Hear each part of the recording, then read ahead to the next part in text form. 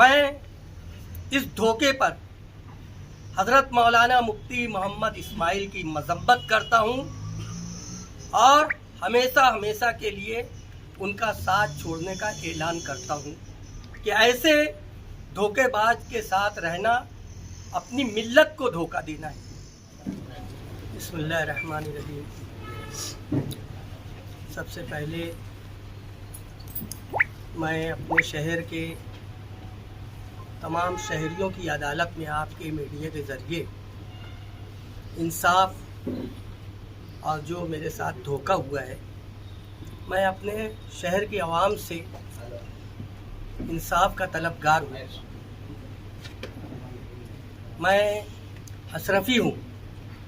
मेरी निस्बत जिस मरकज़ से है, मालेगांव में बहुत अशरफी होंगे। मैं जिस अदारे से, जिस खानका से जुटा हूँ,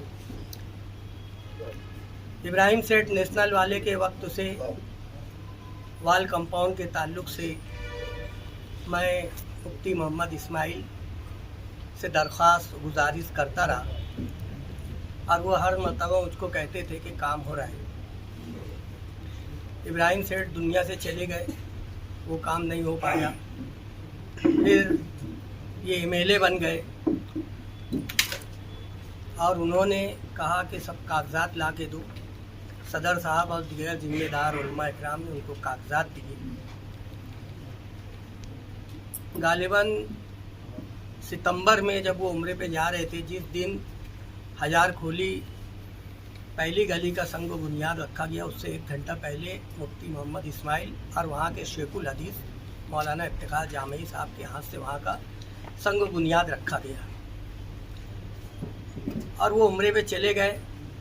उसके बाद ये तय हुआ था कि ये काम साजिद अब्दुल रशीद देखेंगे। बहरहाल हम लोग उस काम को लेकर साजिद अब्दुल रशीद से राब्ते में थे, अराकीन राब्ते में थे। उसके बाद वो काम नहीं हो पाया तो मुफ्ती साहब से मैंने कई बार शिकायत की। उन्होंने मेरे सामने कहा कि साजिद अब्दुल रशीद बहुत कमीना आदमी है और उसने अपना जो काम था वो पलटा कर दूसरी जगह कर दिया। बहरहाल अतर भाई, मैं वादा करता हूँ कि वहाँ तक अतिक्रमण हटाना और वो काम करके देना ये मेरी जवाबदारी और जिम्मेदारी है। लेकिन कुछ बात बन नहीं रही थी।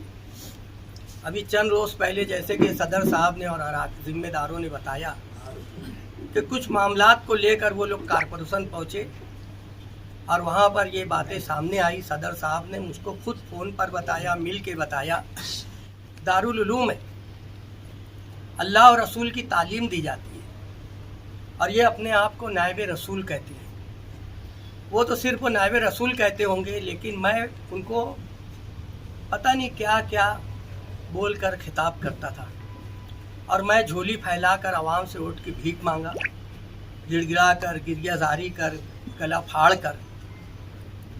लेकिन यकीनन शहर धोखा खा गया। कहीं ना कहीं उसका मैं मुजरिम हूँ। आपके मीडिया के ज़रिए मैं अपने शहर की तमाम आवाम से अल्लाह और रसूल का वास्ता देकर माफ़ी का तलबगार हूँ कि यकीनन मैं भी और शहर को लोगों ने भी बहुत बड़ा धोखा खाया। मैं उनके दारुल खैर पे कहता था कि मुझे कोई मकाम और मनसब नहीं चाहिए।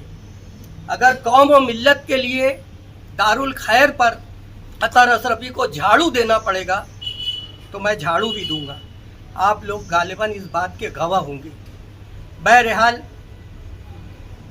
इस हादसे ने मेरे दिल पर नस्तर मारा, क्योंकि वहाँ से मेरा रूहानी रिश्ता है।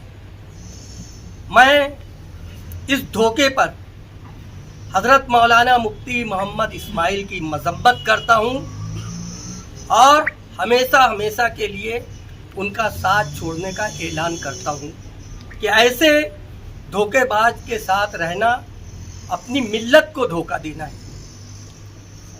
मैंने ज़िंदगी में नहीं सोचा था कि मुफ्ती साहब को छोड़कर कहीं जाऊंगा। मैं कहता था कि अगर मुफ्ती साहब छूटे तो मैं सीधा घर जाऊंगा। लेकिन मुफ्ती साहब ही कहते हैं कि खिदमत खल्क के लिए सबसे बेहतरीन रास्ता सियासी रास्ता है। तो मैं अल्लाह से रुजू हुआ, दिल मुतमईन नहीं था। अभी भी मैं बता नहीं सकता कि मेरी कैफियत क्या है, लेकिन अल्लाह से रुजू होने के बाद मेरे दिल ने चाहा, कभी सोचता था कि मैं घर वापस हो जाऊं, यानी मैं होश संभाला जब से कांग्रेस था, आज की राष्ट्रवादी के साथ हो जाऊं, यानी मेरी घर वापसी हो जाए। लेकिन अल्लाह से रुजू होने के बाद मेरा दिल, दिमाग, मेरा रूह, मेरी ज़मीर ने ये फैसला किया कि जिस पार्टी के जियाले वर्करों ने कभी पाप के घड़े का, कभी पैट्रिक लेके 52 काम को ढूंढने का, इस तरह की तमाम तर जद्दोजहद करने के बाद 1,17,000 से ज़ायद वोट जिन लोगों ने दिलवाया, मैं उनके साथ था, वो मेरे साथ थे। तो अगर अवाम को बचाना है और वाकई में हमें मिल्लत का और मुल्क का दर्द है, तो मेरी सोच बनी कि मैं समाजवादी पार्टी से जुटूं, और मैंने फैसला किया, और मेरा फैसला आपके सामने है, आप सबके सामने। मैं ये वादा करता हूँ कि ज़िंदगी की आखिरी सांस तक मैं खानवादे निहाल अहमद के ज़ेरे साया परवान चढ़ने वाले लोगों के साथ, चाहे उनके वर्कर हों या घर के लोग हों, वफादारी, दयानतदारी, ईमानदारी से चलूँगा, सिर्फ इस मकसद के लिए कि मेरे शहर का भला हो, मिल्लत का भला हो। मैं इंशाअल्लाह ताला एक मामूली, वो मुझे सरपरस्त तो माने, जो भी माने, लेकिन इंशाअल्लाह ताला उम्र में मेरे से बहुत छोटे हैं, लेकिन अल्लाह ने उन लोगों को एक मकाम दिया, एक कुर्सी दी है। और मेरे वालिद साहब अलैहि रहमा हमेशा कहते थे, जिसकी कुर्सी है उस मकाम और उन मनसब के मुताबिक उनको मानना चाहिए। तो वो मेरे लीडर हैं, शान हिंद मोहतरमा शान हिंद साहिबा मोहम्मद मुस्तफ़ा अल मारूफ मुस्तकीम डिग्नेडी, और इनके सरपरस्ती करने वाले साजिदा मैडम साहब और तमाम वर्कर निहाल साहब की, मैं सब उन सब के मातहत रह कर काम करूँगा, इस मकसद के तहत कि मेरे शहर का भला हो, मिल्लत का भला हो इंशाअल्लाह ताला। क्या आप मानते हैं कि ये 5 साल इस शहर के लिए बहुत ख़राब गुजरे या शहर का नुकसान हुआ? यकीनन इस बात का मुझे एहसास होता था, लेकिन मैं बहुत मर्तबा मशवरा भी देता था कि हमको ऐसा करना चाहिए, हमको ऐसा करना चाहिए। बस ये होता था कि ऐसा लगता था कि बस अभी चिराग रगड़ा जाएगा और जिन्नात हाजिर हो जाएंगे, क्या हुक्म है मेरे आका, और कल से काम शुरू हो जाएगा। क्या ये बात समझने में आपको 5 साल पूरे लग गए?